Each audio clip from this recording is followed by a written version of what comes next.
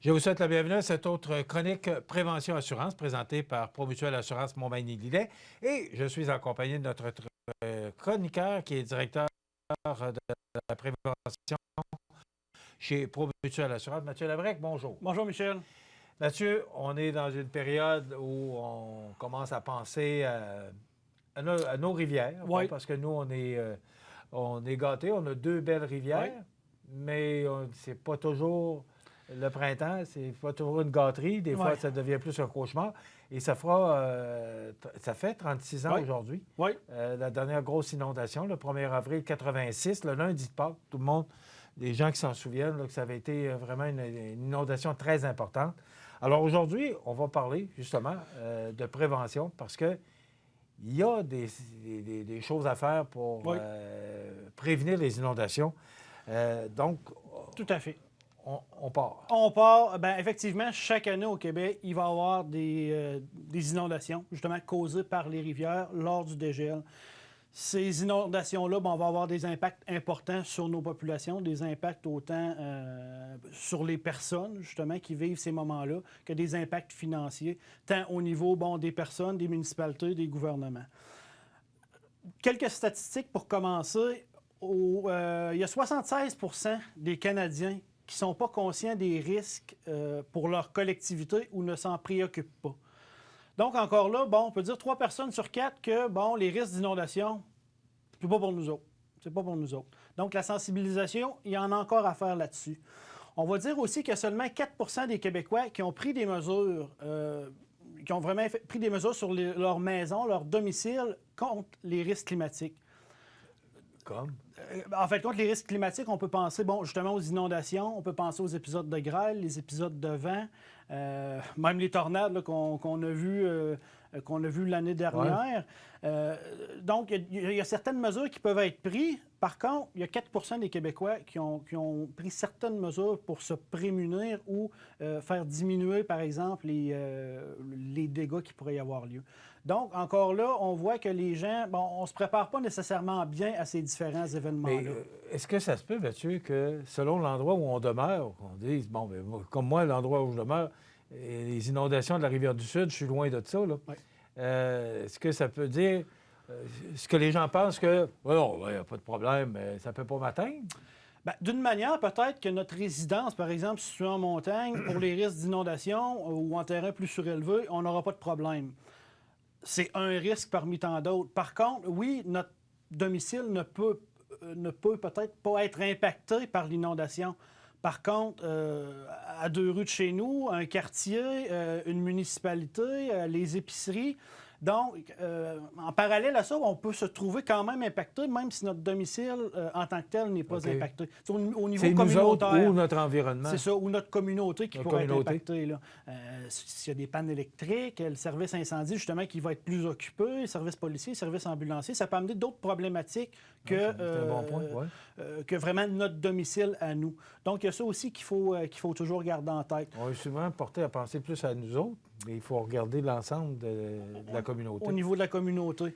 On va se rappeler un petit peu comme on parlait tantôt du 1er avril 1986. On se rappelle au printemps 2017 et 2019, il y avait eu des inondations majeures qui avaient entraîné des milliers d'évacuations. Donc, encore là, c'est des événements qui vont être récurrents. Puis, tout dépendant des lieux de la région, on peut plus ou moins être impacté là-dessus.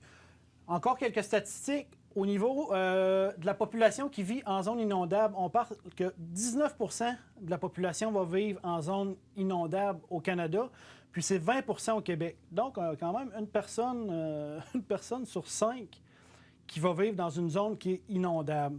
Au niveau des sinistres assurés, en moyenne, de 83 à 2008, on parlait de 405 millions de dommages.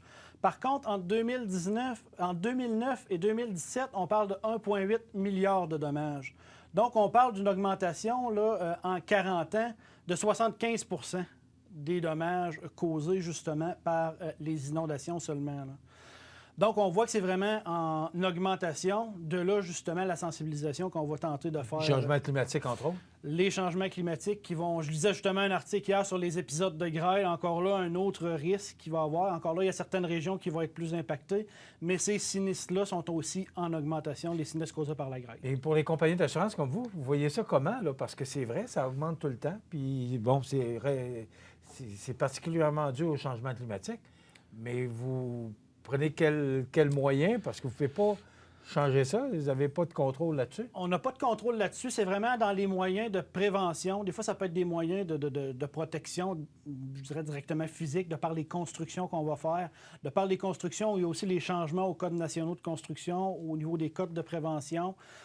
Au niveau de la sensibilisation, un petit peu plus tard, on va voir qu'il y a différentes actions sans apporter de frais, qui sont simples à faire, qui peuvent limiter les dommages. Donc, encore là, l'aspect sensibilisation est important. D'en parler un petit peu comme ça dans les différentes chroniques, en parler sur le web, c'est justement arriver avec des sources d'informations, justement, qui viennent soit du Bureau des assurances du Canada ou d'autres organismes gouvernementaux qui viennent nous démontrer tous ces effets-là, justement causés par ces crises climatiques-là. OK. Alors, que faire avant une inondation? Une inondation. Premièrement, pour préparer une trousse d'urgence pour la maison. C'est quelque chose qu'on devrait avoir en tout temps à la maison. Il faut penser que dans un premier temps, c'est nous qui va être responsables de notre sécurité. Par exemple, si le feu est pris dans notre maison, bien, c'est à nous d'essayer de sortir de notre maison. Même chose pour une inondation. Les services d'urgence peuvent être débordés, justement. Donc, pour les 3 premiers jours, on essaye d'être prêt pour rester à la maison, si on est capable, mais d'être capable de subvenir à ses besoins de base. Donc, dans notre trousse d'urgence, on l'a à portée de la main. 7 articles essentiels. De l'eau potable, premièrement. On parle de 6 litres environ par personne. De la nourriture qui est non périssable pour 3 jours. Un ouvre-boîte manuel. On va parler de radio à pile pour se tenir informé le plus possible. Lampe frontale, des lampes de poche, briquet, allumettes, trousse de premiers soins. Donc, encore là, un kit de base qui peut nous servir justement les 3 premiers jours. Peut-être pas pendant les 3 premiers jours parce que la situation peut se rétablir, mais au moins pour être capable de fonctionner pendant un certain temps. De survivre ce temps-là. De survivre ce temps-là. Faire son plan d'urgence familiale aussi, en discuter en famille. Par exemple, si on a une évacuation à faire de la maison, savoir où est-ce qu'on s'en va. Je donne l'exemple encore là, début d'incendie dans la maison. La problématique qu'il peut y avoir, c'est qu'on ne se rejoint pas au même endroit. Donc, si on se dit, bon, on s'en va chez le voisin, tout le monde s'en va là, bon, à ce moment-là, bon, on ne cherche pas le petit dernier ou la petite dernière, que bon, où ce qui est allé, où ce qui est passé. Puis à ce moment-là, bien souvent, les parents ou les gens vont être tentés de retourner à l'intérieur. Donc, en discutant en famille avant ou avec nos proches qui restent avec nous, s'assurer vraiment qu'on a un plan de match déjà de préparer. Aussi, on s'assure de savoir comment couper l'eau, couper l'électricité. Donc, encore là, on fait du repérage dans notre maison. On peut même préparer un itinéraire, justement, si on veut un plan B. Bon, où est-ce qu'on irait, par exemple, si justement il y a une inondation chez nous? Est-ce que ça doit être chez de la famille, chez un proche? Donc, d'essayer d'avoir en tête un plan, justement, à suivre pour évacuer correctement. Puis, comme on parlait dans une chronique précédente, faire l'inventaire de nos biens. Encore là, vraiment, l'inventaire de nos biens, en fin de compte, qu'on a dans notre maison, autant vidéo que photo, qu'il y a le manuscrit, puis de garder ces informations-là à différents endroits. Ce qu'on peut faire aussi, c'est s'informer au niveau de son assurance habitation, à savoir qu'est-ce qui est couvert. Ça va être vraiment avec votre agent d'assurance que vous pourrez regarder votre contrat puis regarder les couvertures aussi qu'il y a justement dans votre contrat d'assurance. S'informer sur les risques d'inondation.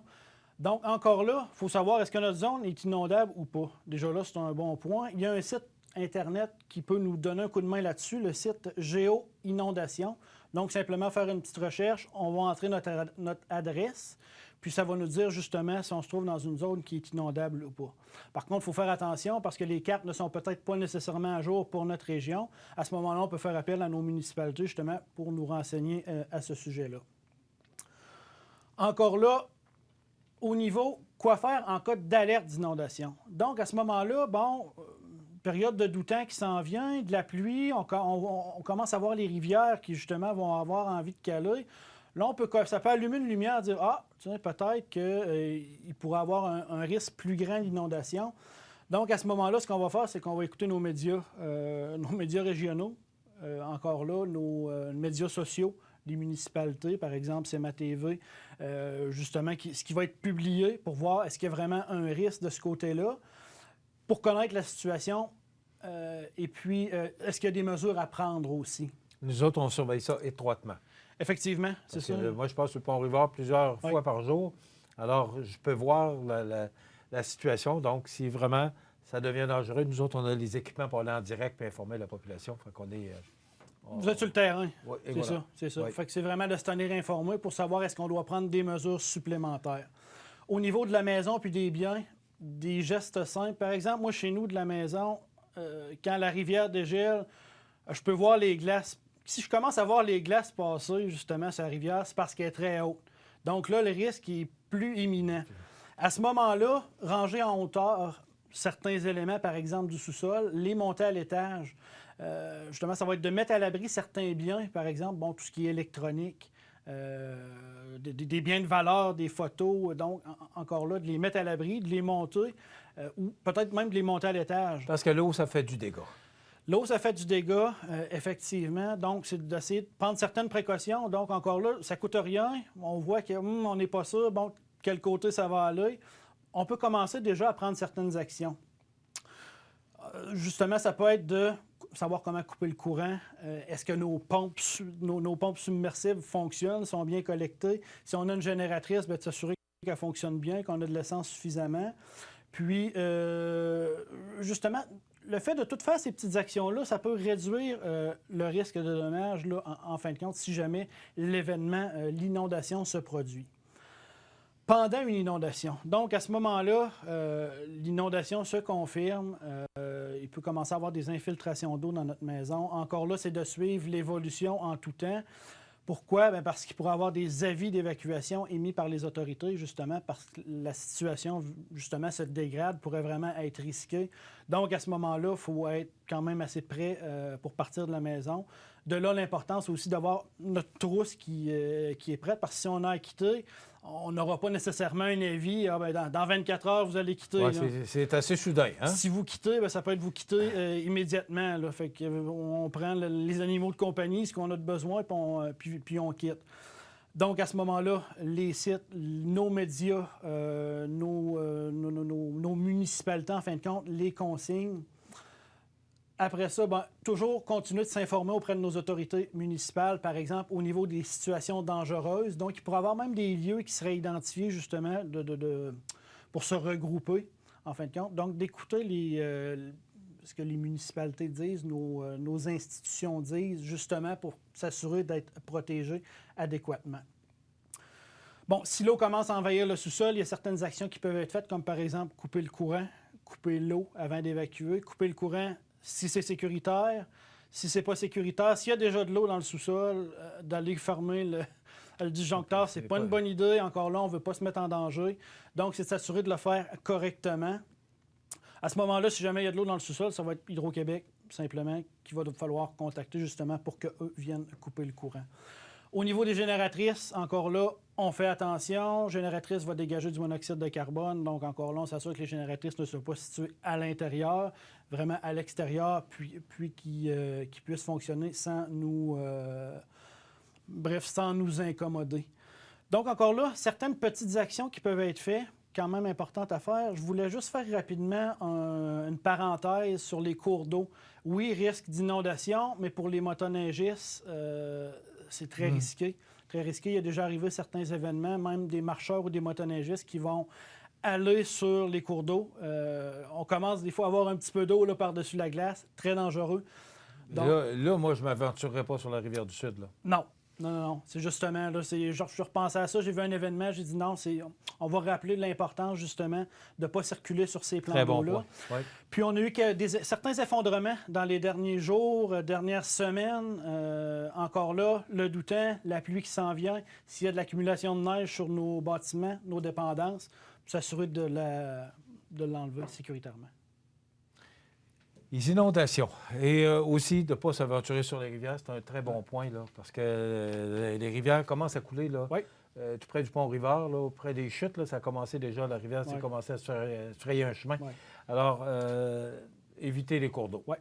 Merci Mathieu, c'est très important parce qu'on est en période d'inondation et on est dans une région inondable aussi. Il faut y penser. Merci. Merci. Mathieu Labrec est directeur de la prévention chez Promutuelle Assurance Montmagny-Lillet qui vous présente cette chronique prévention. Ça complète. On se retrouve dans 2 semaines. Merci Michel. Voilà. Merci.